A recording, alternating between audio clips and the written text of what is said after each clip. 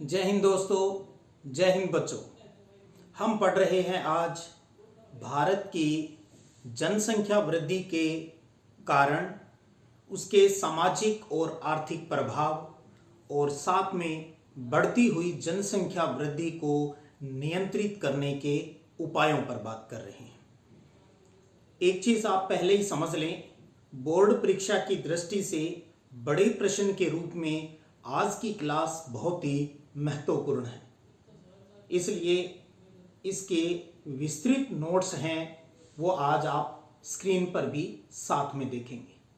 इससे पहले हम ये पढ़ चुके हैं भी 1901 के अंतर्गत भारत की जो जनसंख्या थी वो 23.84 करोड़ थी और 1951 वो वर्ष है जब हमारी जनसंख्या 36.11 करोड़ थी। उसके बाद जनसंख्या वृद्धि है वो बहुत अधिक रही और बढ़ते बढ़ते जब हमने 15वीं जनगणना पूरी की तो हमारे देश की जनसंख्या हो गई 121.01 करोड़, जो हमारे प्रोविजनल डाटा है। तो आज इस क्लास में सबसे पहले हम यही समझते हैं कि इस प्रकार जनसंख्या वृद्धि भारत में बढ़ रही थी उसके कारण क्या रहे। तो सबसे पहले हम जनसंख्या वृद्धि के कारणों पर ही, जो आपके जनसंख्या वृद्धि के प्रभाव के नाम से जो पाठ्य पुस्तक में टॉपिक दिया है, वास्तव में वो पहले कारण है उसमें। तो इसमें हम सबसे पहले 6 महत्वपूर्ण कारणों पर बात कर रहे हैं। तो सबसे पहला कारण आप स्क्रीन पर भी देख पा रहे हो, वो है निम्न साक्षरता, यानी भारत के लोग बहुत कम पढ़े लिखे हैं। जिसमें आप ये देख पा रहे हो भी भारत में साक्षरता का जो लेवल है वो बहुत निम्न है और लगभग 27% जो जनसंख्या है वो आज भी पढ़ी लिखी नहीं है। और एक चीज और, हम अगले चैप्टर में हम साक्षरता पर अलग से बात भी करेंगे भी भारत के अंतर्गत जो पुरुष साक्षरता की तुलना में महिला साक्षरता की दर है वो और भी कम है। तो एक तो कारण ये हुआ। दूसरा कारण है परंपरावादी सोच। हमारी पीढ़ियों से, परंपराओं से जो हमारी रूढ़िवादी सोच है वो आज भी कायम है और गांव में तो ये बहुत ज्यादा कायम है। तो परंपरावादी सोच में हम क्या बताने की कोशिश करेंगे, इसमें हम ये बताएंगे भी भारत की जनसंख्या का एक बड़ा भाग आज भी पुरानी परंपराओं से घिरा हुआ है, जिसके कारण जो इस तरह से सोच रखने वाले जो लोग हैं वो जन्म निरोध के जो आधुनिक उपाय हैं उनको नहीं अपनाते हैं, जिससे जन्म दर बढ़ती जा रही है। वो ये सोचते हैं भी बच्चों का जन्म तो ईश्वर की देन है, अरे क्या खाक देन है, वो तो तुम दोनों की देन है। तो हमें, यानी ये लोग ये नहीं समझ पाते भी इन्हें, इनकी जो बच्चों की जो जन्म दर है उनको कैसे कम किया जा सकता है। यानी कहने की बात हम ऐसे कह सकते हैं भी ये गर्भ निरोध के जो उपाय हैं उनको नहीं अपनाते हैं या उनकी समझ नहीं है, क्योंकि परंपरावादी सोच है, रूढ़ी सोच है, पढ़े लिखे हैं नहीं, तो इसलिए रूढ़ी सोच ज्यादा है और गांव में ये समस्या ज्यादा है। तीसरा कारण आप देख पा रहे हो, संयुक्त परिवार प्रथा। एक चीज और मैं बता दूं, ये जो पॉइंट आपके सामने आया है संयुक्त परिवार वाला, ये बड़े प्रश्न में नहीं तो इस प्रकार छोटे रूप में भी पूछा जा सकता है। कैसे, आप प्रश्न सुनिए। भारत में संयुक्त परिवार प्रथा जनसंख्या वृद्धि में किस प्रकार सहायक है, यानी इस प्रकार से भी प्रश्न पूछा जा सकता है। उत्तर यही रहेगा।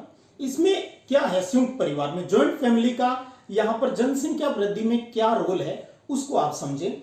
भारत के कई क्षेत्रों में आज भी संयुक्त परिवार प्रथा का प्रचलन देखने को मिलता है, क्योंकि संयुक्त परिवार में बच्चों के लालन पालन की जो जिम्मेदारी है वो अकेले माता पिता पर न होकर संपूर्ण परिवार पर होती है और इसलिए जो दंपति है, जो माता पिता है, वो बच्चों को भार नहीं समझते हैं।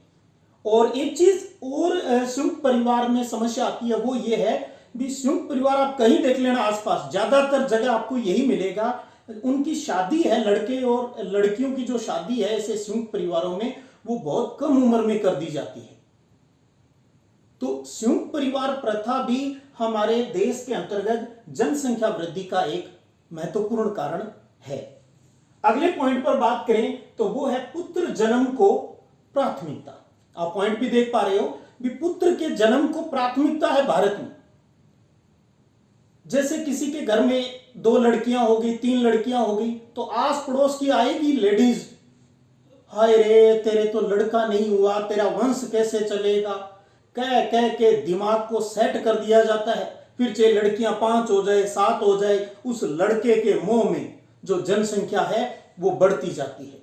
वो ये नहीं समझ पाते भी इनका लालन पालन कैसा होगा, किस प्रकार से आप इनका लालन पालन करोगे। आर्थिक समस्याओं जो आएगी उसके बारे में नहीं सोचते, बस बेटा होना चाहिए, बेटा होना चाहिए, चाहे बेटा बाद में साथ ही नहीं रहे। तो ये भी एक समस्या है।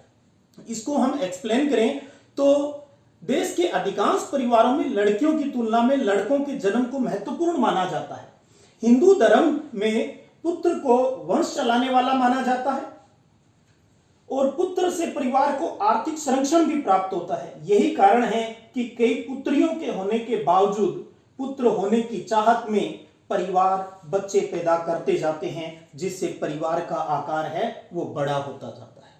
तो आप भी बच्चों समझ लो इन चीजों को, ये हमें व्यवहारिक जीवन में भी इन चीजों की जानकारी होनी चाहिए, न कि सिर्फ परीक्षा की दृष्टि से। और 5वां पॉइंट है अपना, महिलाओं की उपेक्षित स्थिति। हमारे समाज में महिलाओं की बड़ी दयनीय स्थिति रहती है, उनको वो सम्मान, वो रिस्पेक्ट नहीं मिलती जो पुरुष को मिलती है। आज भी हमारा देश पुरुष प्रधान समाज है, वो महिलाओं को सिर्फ बच्चा पैदा करने की मशीन समझते हैं, इसलिए परिवार बड़ा होता जाता है। बस ठीक है, इसका काम घर का काम करना और बच्चे पैदा करना है। कितनी निहायत गंदी सोच है। तो ये भी एक कारण है भी समाज में महिलाओं की उपेक्षित स्थिति है, एक सम्मानजनक स्थिति है वो नहीं है। इस वजह से भी जनसंख्या है, पॉपुलेशन है, उसमें ग्रोथ हो रही है। और 6वां पॉइंट है शहरीकरण या नगरीकरण। इसमें हम क्या बता सकते हैं, इसमें हम एक चीज तो आप ये समझ लें, इसमें आप ये भी बता सकते हो पहले भी नगर में कितनी जनसंख्या रहती है और गांव में कितनी रहती है। और अगले चैप्टर में हम इस पर बात भी करेंगे। भारत की कुल जनसंख्या की 31.20% जनसंख्या है वो शहरों में रहती है और 68.80% लोग हैं वो गांव में रहते हैं। और जो हमने पहले बात कर चुके हैं, जो रूढ़िवादी परंपरावादी जो सोच वाले हैं, और उन्हें ये नहीं पता है कि छोटे परिवार रखने का फायदा क्या है। और इस वजह से ही गांवों के अंतर्गत जो जन्म दर है वो ज्यादा रहती है, जो कि जनसंख्या वृद्धि का एक बहुत ही प्रमुख कारण है। तो ये 6 महत्वपूर्ण बिंदु थे जिसमें हमने ये समझने की कोशिश की भी भारत में जनसंख्या वृद्धि है वो ज्यादा क्यों हो पा रही है। तो अब हम बात करते हैं भी भारत में जनसंख्या वृद्धि के सामाजिक और आर्थिक प्रभाव क्या है। भी जनसंख्या जो बढ़ रही है उससे क्या सामाजिक आर्थिक प्रभाव है वो बढ़ रहा है। इस बात को हम पॉइंट से शुरू करें उससे पहले मैं 1-2 प्रश्नों के माध्यम से भी आपको इस चीज को एक्सप्लेन करना चाहूंगा।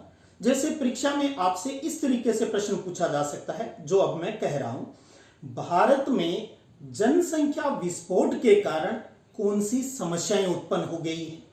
या ऐसे भी पूछ सकते हैं भारत में जनसंख्या वृद्धि के क्या दुष्परिणाम हैं, यानी प्रभाव क्या है। तो अगर 1 या 2 नंबर का है तो आपको शॉर्ट बात लिखनी है, तो किस प्रकार से आप इसका आंसर लिख सकते हैं। तो इसमें आप ये बता सकते हो भारत में जनसंख्या वृद्धि या जनसंख्या विस्फोट के कारण बेरोजगारी, भूखमरी, निम्न जीवन स्तर, रहने के स्थान की कमी, भोजन की कमी और गांव से शहरों की ओर पलायन की समस्या और इसके साथ साथ पर्यावरणीय समस्याएं हैं वो हमारे सामने आ जाती है। तो ये तो एक सामान्य शब्दों में हमने इस चीज को समझा है भी भारत में जनसंख्या विस्फोट से कौन सी समस्याएं आ जाती है। तो अब हमारा जो सिलेबस के अनुसार जो टॉपिक है उस पर बात करें भी जनसंख्या वृद्धि के सामाजिक और आर्थिक प्रभाव कौन से हैं या क्या पड़ रहा है। तो लगभग 14 पॉइंट के माध्यम से हम इस चीज को एक्सप्लेन कर रहे हैं। सबसे पहले आप देखिए नंबर 1 पॉइंट है कि व्यक्ति अपनी भौतिकवादी सुविधाओं को प्राप्त करने के लिए प्राकृतिक संसाधनों का अविवेकपूर्ण ढंग से यानी बिना सोचे समझे विदोहन कर रहा है, जिससे प्रकृति में असंतुलन उत्पन्न हो रहा है। भी जनसंख्या ज्यादा होगी तो प्राकृतिक चीजों पर वो ज्यादा अटैक करेगा, जिससे प्रकृति का जो संतुलन है वो बिगड़ रहा है। दूसरा बिंदु आप देखेंगे कृषि में, एग्रीकल्चर से संबंधित है। कृषि में कीटनाशकों और रासायनिक उर्वरकों डीएपी यूरिया का बहुत अधिक प्रयोग किया जा रहा है, जिससे गंभीर प्रतिकूल प्रभाव है वो मानव स्वास्थ्य पर पड़ रहे हैं। इसलिए आज बीमारियां भी हमें बहुत ज्यादा हो रही है, क्योंकि हम तो जहर खा रहे हैं। तीसरा बिंदु आप देखिए, बढ़ती जनसंख्या के लिए मकानों की जरूरत पड़ती है, हमें पता है। तो उन मकानों की आपूर्ति के लिए फिर हम क्या करेंगे, जो हमारी एग्रीकल्चर लैंड है उसको आवासीय भूमि में कन्वर्ट करवाएंगे। तो उससे क्या होगा, खेती की जमीन कम हो जाएगी, खाद्यान्न की कमी वाली जो समस्याएं हैं वो हमारे देश के सामने उत्पन्न हो जाएगी। तो इसमें आप देख पा रहे हो भी बढ़ती जनसंख्या के लिए मकानों की आपूर्ति के लिए कृषि भूमि का उपयोग बढ़ रहा है। घटती कृषि भूमि से देश में खाद्यान्न उत्पादन की समस्या गंभीर होने का संकट उत्पन्न हो सकता है, और हो भी रहा है। सकता क्या है, हो ही रहा है। आजकल तो शहर के आसपास जाओगे तो एग्रीकल्चर भूमि बची नहीं है, सब आवासीय भूमि में कन्वर्ट होती जा रही है। चौथा पॉइंट फिर नेचर से ही संबंधित है। प्राकृतिक संसाधनों के अति विदोहन से यानी बहुत ज्यादा बिना सोचे समझे इस्तेमाल से उन पशु पक्षी और वन्य जीवों का अस्तित्व भी खतरे में पड़ गया है, जो कि पर्यावरण संतुलन में महत्वपूर्ण भूमिका निभाते हैं। तो खेती की जमीन तो जा ही रही है, साथ में पशु पक्षियों जीव जंतुओं पर भी हानिकारक प्रभाव है वो अत्यधिक जनसंख्या वृद्धि से हो रहा है। पांचवा बिंदु आप देखिए, भूमिगत जल स्तर से संबंधित है। भूमिगत जल स्तर में सतत रूप से गिरावट आ रही है, जिससे भविष्य में मानव को गंभीर जल संकट का सामना करना पड़ सकता है, क्योंकि पॉपुलेशन ज्यादा है, पानी ज्यादा चाहिए। ट्यूबवेल से हमने जमीन का, धरती का कलेजा छान मारा है। दिनों दिन जो वाटर लेवल है वो बहुत नीचे चला गया है। ठीक है, तो ये बड़ी समस्या भी जनसंख्या वृद्धि से आ रही है। अगला पॉइंट आप देखिए, छठा पॉइंट है, तेजी से बढ़ती जनसंख्या के कारण मानव ने उपलब्ध पेयजल का उपयोग लगभग 70% भाग है वो प्रदूषित कर दिया है, और शेष 30% जल अति प्रदूषित होने के कारण संक्रामक रोगों को फैलाने के लिए उत्तरदायी है। इससे 15 लाख बच्चों की हर साल है वो डेथ हो रही है। तो इसमें आप ध्यान दीजिए, पहले 70 के जो बिंदी लगी है वो परसेंटेज है, 70% है, और बाद में 30% जल है वो बहुत अधिक प्रदूषित हो चुका है। तो एक आंकड़ा 70% का है, दूसरा आंकड़ा 30% है, उसको आप सही कर लीजिएगा। और सातवां बिंदु आप देख पा रहे हो प्रभाव का, मानव द्वारा प्रकृति से की जा रही जो अनावश्यक छेड़छाड़ है उससे अनेक औषधीय पौधे हैं वो भी विलुप्त होने की कगार पर है। यानी यही समस्या रही तो खत्म हो जाएंगे, भैया इलाज कैसा होगा, किस प्रकार से होगा, बड़ी समस्या आ जाएगी। आठवां है, वायुमंडल में भारी मात्रा में कार्बन डाइऑक्साइड के उत्सर्जन से हमने 12वें चैप्टर में पढ़ लिया है, पॉल्यूशन वाले में भी। अत्यधिक कार्बन डाइऑक्साइड जब होती है वायुमंडल में तो उसकी वजह से पृथ्वी का टेम्परेचर बढ़ता है, जिसको हम ग्लोबल वार्मिंग कहते हैं। और पृथ्वी का टेम्परेचर जब बढ़ेगा तो ग्लेशियर यानी बर्फ है वो पिघलेगी, जिससे समुद्र का जल स्तर है वो जो बढ़ जाएगा, तो उसका भी बड़ा नुकसान होता है। वो भी मुख्य कारण पॉपुलेशन ही है। देखिए किस प्रकार सारे जो फैक्टर हैं वो आपस में जुड़े हुए हैं। तो वायुमंडल में भारी मात्रा में CO2 के उत्सर्जन से पृथ्वी के तापमान में वृद्धि हो रही है, और साथ ही ग्लेशियरों के पिघलने की दर में बढ़ोतरी होने से सागर तल में वृद्धि हो रही है, और मानव द्वारा प्रकृति से की जा रही अनावश्यक छेड़छाड़ से मौसम परिवर्तन तथा सागरीय जीव जंतुओं पर प्रतिकूल प्रभाव है वो देखने को मिल रहे हैं। ये चीज आप स्लाइड पर देख पा रहे हैं। 9वां प्रभाव देखिए, वनों के काटने से सूखा, बाढ़ और मिट्टी अपरदन की जो घटनाएं हैं, जो समस्याएं हैं, वो बढ़ रही है। 10वां प्रभाव है कि वाहनों से वायु प्रदूषण और शोर प्रदूषण के स्तर में भी वृद्धि हुई है, जिसका मानव के स्वास्थ्य पर प्रतिकूल प्रभाव पड़ता है। 11वां है, कुपोषण और भूखग्रस्त लोगों की संख्या बढ़ी है। 12वां है, आर्थिक विकास की वृद्धि धीमी पड़ी है और बेरोजगारी बढ़ी है। क्योंकि देखिए, जब जनसंख्या बहुत ज्यादा है तो हम देश के विकास के लिए जो योजनाएं बनाते हैं वो योजनाएं धरी की धरी रह जाती है जब हम इतनी बड़ी जनसंख्या के लिए प्लानिंग करते हैं। तो बहुत अधिक जनसंख्या है, वो प्लानिंग कमीशन, नीति आयोग है, वो फेल हो जाते हैं योजनाएं बनाने में।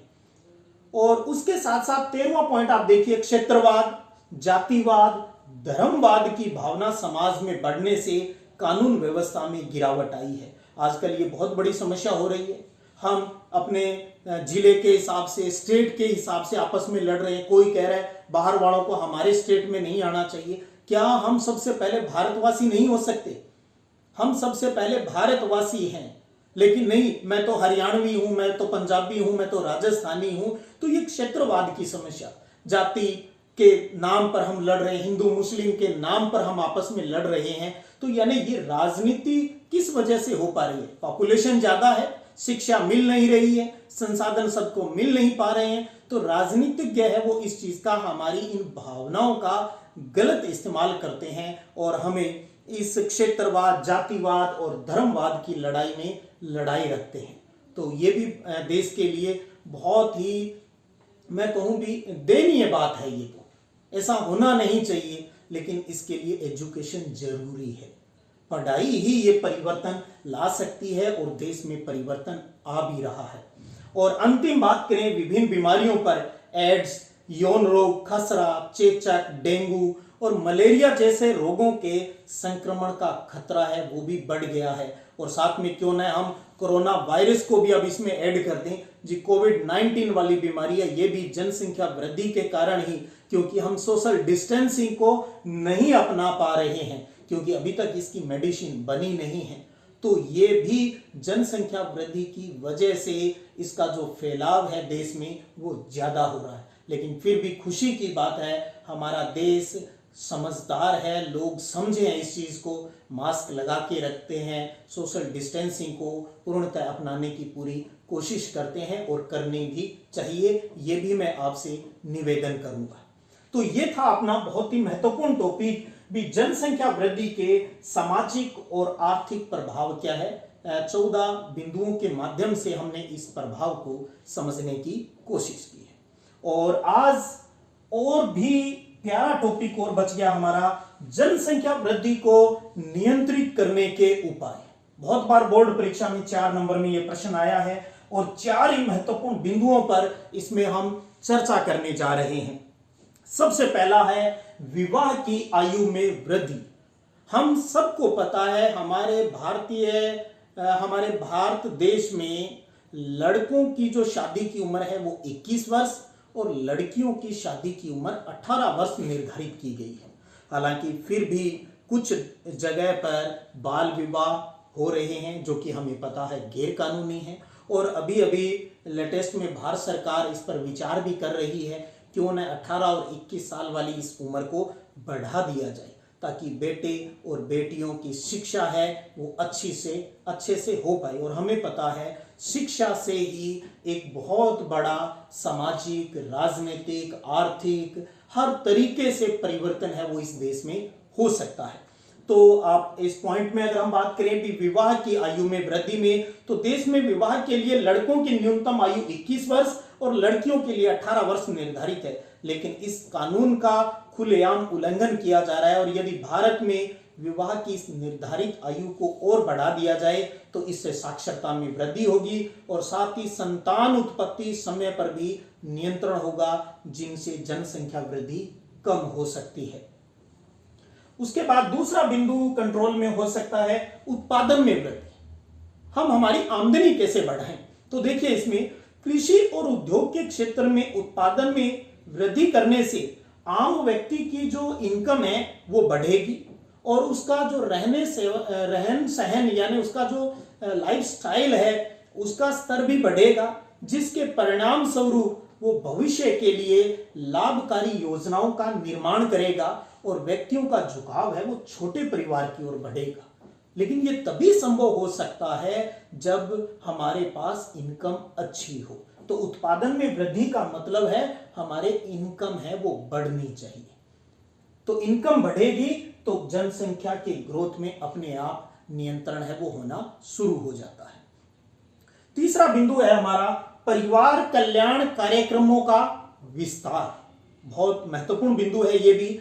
जनसंख्या वृद्धि नियंत्रण के लिए राष्ट्रीय स्तर पर यानी देश स्टेट लेवल के ऊपर ही नहीं पूरे देश के हिसाब से सरकारी और गैर सरकारी संस्थाओं द्वारा जन जागरण कार्यक्रमों का संचालन करना चाहिए और लोगों को ये बताना चाहिए कि छोटे परिवारों का क्या महत्व है और इस जानकारी को हमें घर घर तक यानी हर परिवार तक इसे पहुंचाना है ताकि जनसंख्या वृद्धि नियंत्रण में हमें बहुत अधिक सहयोग है वो मिल सके।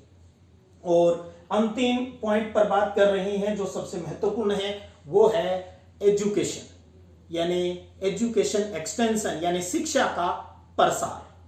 परिवार कल्याण कार्यक्रमों के समुचित रूप से क्रियान्वयन के लिए हमें अधिकाधिक जनसंख्या को साक्षर करना अति आवश्यक है।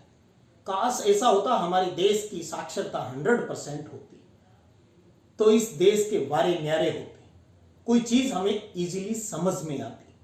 तो शिक्षित व्यक्ति अपने जीवन स्तर को ऊंचा उठाने का प्रयास करता है और साथ ही वो छोटे परिवार की इंपॉर्टेंस को भी समझता है। इसलिए शिक्षा का प्रसार है वो जनसंख्या के नियंत्रण हेतु एक प्रभावी उपाय है वो हो सकता है।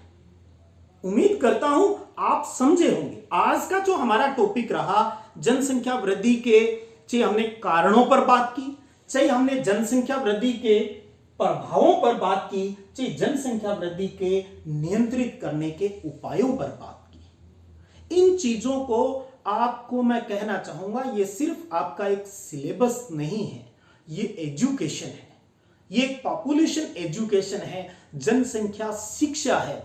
क्यों जोड़ी गई? आपने सिर्फ इसी क्लास में नहीं, इससे पहले छोटी क्लासेस में भी इस टॉपिक को पढ़ा है। क्यों पढ़ाया जाता है? ताकि कम उम्र में भी बच्चों को इस चीज की अच्छे से समझ हो। जब हम इस प्रॉब्लम को समझ पाएंगे, इसको कंट्रोल करने के सिस्टम को समझ पाएंगे, तभी हमारे देश में एक सकारात्मक परिवर्तन है वो होगा। तो आप इसे सिर्फ प्रश्न उत्तर के रूप में ही नहीं, इस चीजों को जीवन में लागू भी करना है। इतना महत्वपूर्ण टॉपिक है। एक बार फिर आपको कहना चाहूंगा, आज का अपना ये जो टॉपिक था इंडिया को लेकर है, भारत के संदर्भ में था। भारत में जनसंख्या वृद्धि के कारण, भारत में जनसंख्या वृद्धि के सामाजिक आर्थिक प्रभाव क्या है, 14 पॉइंट पढ़े, और भारत में जनसंख्या वृद्धि को नियंत्रित करने के उपाय क्या है। 1 नंबर में आ सकता है, 2 नंबर में पूछा जा सकता है, 3 नंबर में पूछा जा सकता है, 4 नंबर में पूछा जा सकता है। तो आज की इस वीडियो क्लास में 3 महत्वपूर्ण टॉपिक, 3 महत्वपूर्ण प्रश्नों पर हमने बात की है। उम्मीद करता हूं आप अवश्य ही लाभान्वित हुए होंगे और इसी वीडियो क्लास के साथ अपना ये 13वां चैप्टर भारत जनसंख्या वितरण, घनत्व और वृद्धि का वो पूर्ण होता है। और आप अच्छे से नोट्स बना लीजिए इनको और रिवाइज करते रहिएगा ताकि जब इसका टेस्ट हो तो आपकी परफॉर्मेंस बहुत अच्छी हो। तो यहाँ इंडिया की बात थी और यही चीजें हमने विश्व के बारे में भी पढ़ी है, तो दोनों को कंपेयर भी कर लीजिएगा। तो फिर मिलते हैं अगले चैप्टर को लेकर, तब तक मुझे दीजिए इजाजत। जय हिंद, जय भारत।